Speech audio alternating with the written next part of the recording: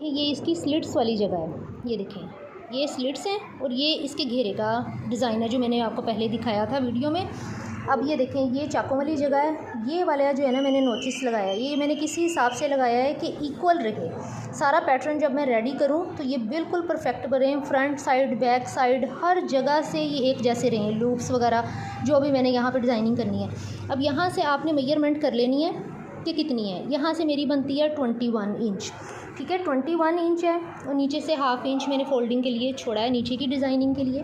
تو اب میں نے کیا کیا ہے، یہ 3 انچ کے اوپر میں نے نوچس لگائے ہیں، ان میں سے یہاں پہ 3 انچ پہ ڈیزائن بنے گا، یہ 3 انچ خالی رہے گا، یہ ڈیزائن بنے گا اور یہ خالی رہے گا۔